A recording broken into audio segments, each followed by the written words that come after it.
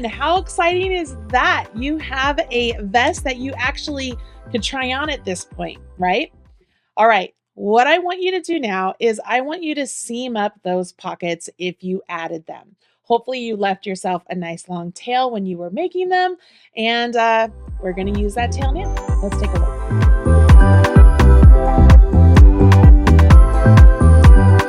Okay, so here is my pocket, my nice little hidden pocket, right?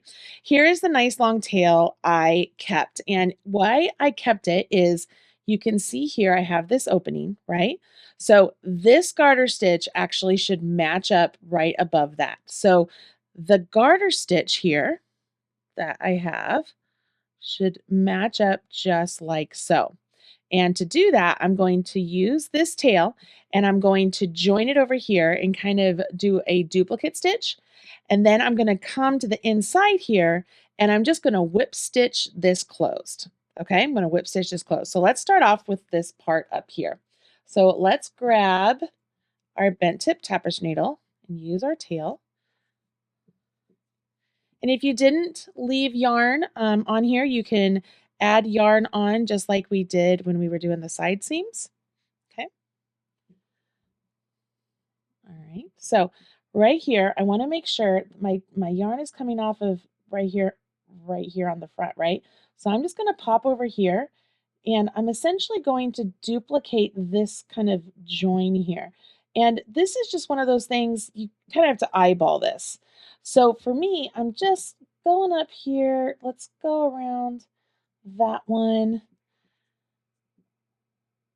And remember, like, this doesn't have to be perfect. And if it's not, you can always come back and, redo it. It's not that big of a deal. And then I'm going to come here and come back up here. Grab the side of this. And I'm just making sure all of this is just secured together, right? Because this is a point in which the garment, the pocket, would start to take some stress, right? So let's see how this all looks as I pull that down. All right, to me that looks good, right? That doesn't look bad. Doesn't look bad at all. I've already done this side over here, so you can see how nice that looks over there. Okay, now what I want to do here is I'm going to come to the inside of my pocket, and you can see I've already done this side. So what I did here was I have my pocket. You want to roll it, right? So that it's flat out just like so. And we're going to whip stitch it together all the way down. When we get down here at the end, I'm going to put my needle right through the bottom corner. And then I'm just going to line it up at the bottom of my vest. Yours might go all the way down here. Yours might be shorter, whatever works. Here's what's great is I have this nice garter stitch column right here that my pocket is working down. So I know that my pocket is working down across two of those stitches. So I can line my pockets up with my garter stitch column. So for this one, there's my bands, there's a column. And so I know I'm going to make sure I add it over here. So there's one stitch, there's two stitch. So when I tack my pocket down, it will be tacked down. Let me see this again, right along here. Okay, so I'm just going to mark it. All right, that's it. Using the same yarn that we just used. Okay, you can see here, here's our opening. I'm just going to close this up. And like I said, I'm just doing a whip stitch. Make sure it's all joined together. This is all on the inside. You don't have to stress out too much. If you wanted to do a mattress stitch, you could turn this, pull the pocket out so that you had the right side facing. And you could do a mattress stitch to join this pocket together, just like we did all the other seams on the side. You would just join these together, going up and, 2 bars by 2 bars by 2 bars, so on and so forth. But honestly, you just need to whip these together. And it's not going to get too bulky. It doesn't look too bad at all. But joining this together like so will give you a nice solid pocket. And you just do it all the way to the bottom. Make sure you're getting along the edge. And just keep going.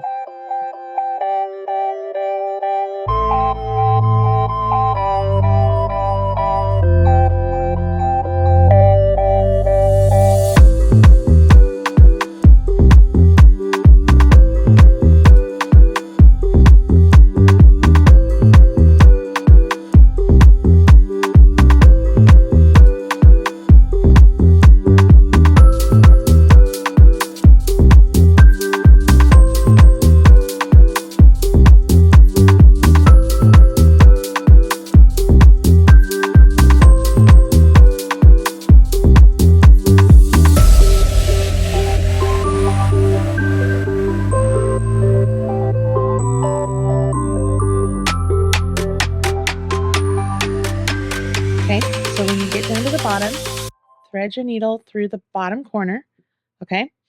And then this is where you even this out. Remember, I said that my pocket, right? I have these 4 stitches here. So 1, 2, 3, 4.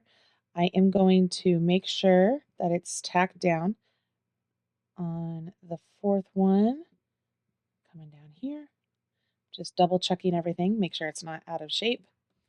Make sure it's not cockeyed. You don't want it to pull on anything. Just pick this up. And working around the stitches, let's see here, kind of do a duplicate stitch to start joining it. Take this out now.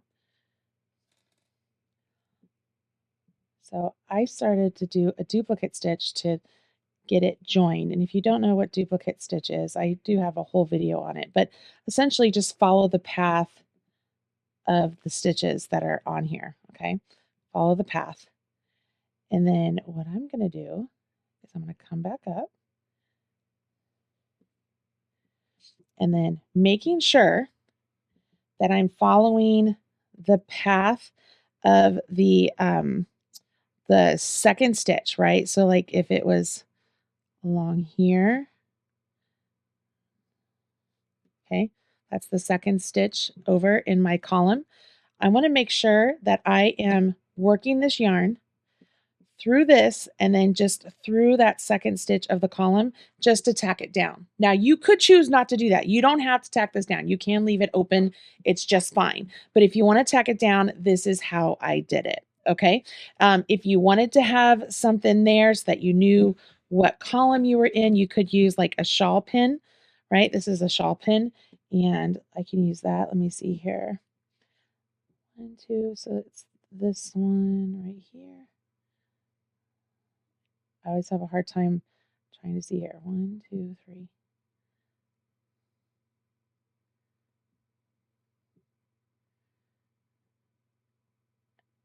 This is purely just to give myself a guide. And then I can check over here too. I can see, am I in the second one? I am. So if you wanted to use like a double pointed needle, you could do that. It's purely just to act as a guide for me. Okay. It's like sticking on here a little bit.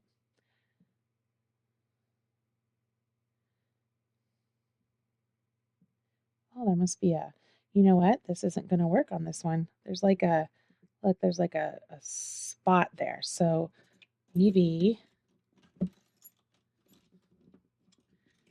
here we go. I can use this one. Try this again. I'm just going to come down here as far as I can with this. This one's a little shorter, so I'll just leave it there.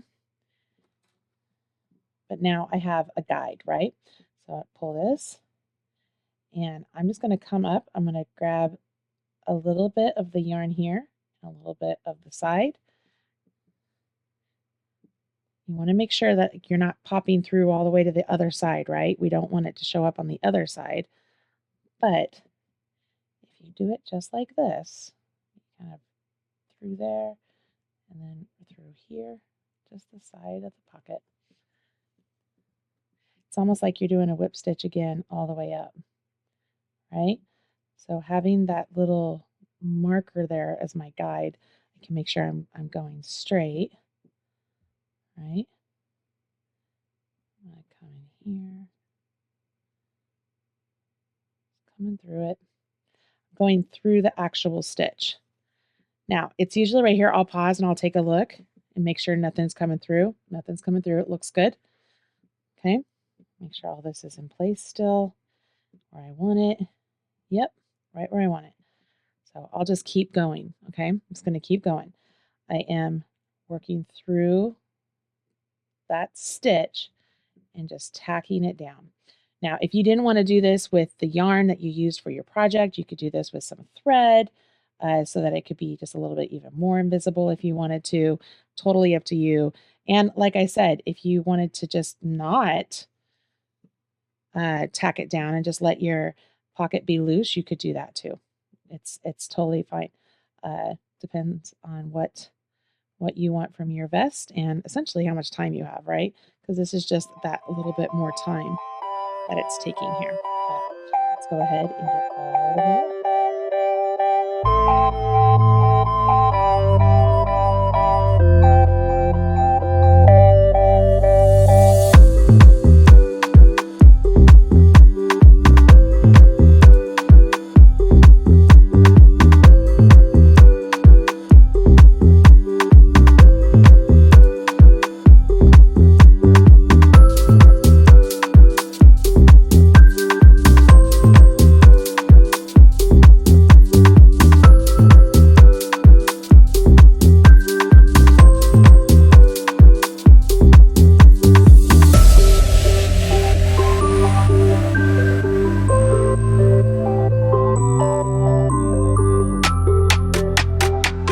Okay, when you get back up to the top, before you weave anything in, what I want you to do, okay, we're going to pop this over. Let's take a look. Does everything look good to you?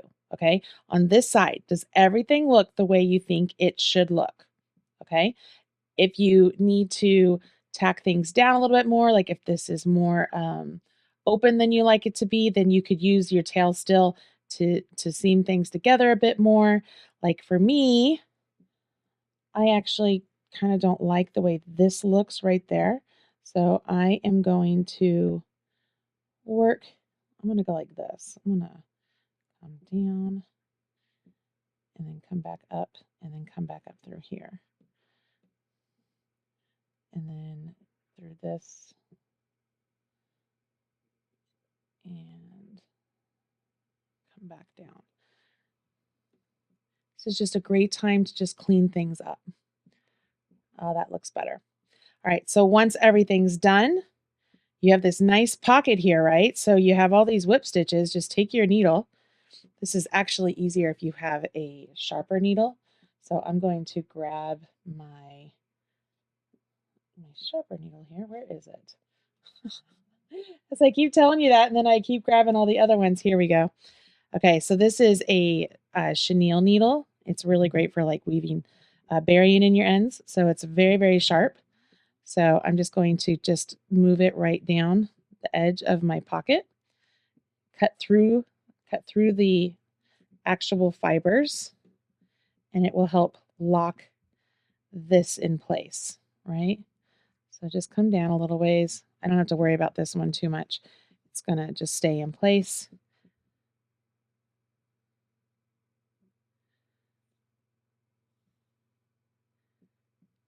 I do want to work up just a little bit, so I'm not done yet. Very close. Here we go.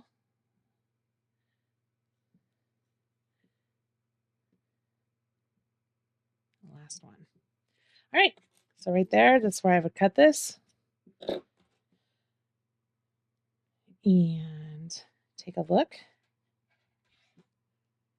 There is my invisible pocket. Don't have a hole on either side. If you flip it over, there's the pocket on the inside. I already have my one complete over here as well. There's my pocket. And we're ready to go. Everybody loves a pocket. So go ahead, seam up your pockets. Join me back here, and we will move on to the next step, which I am going to jump to finishing our neck edge. Okay, let's go.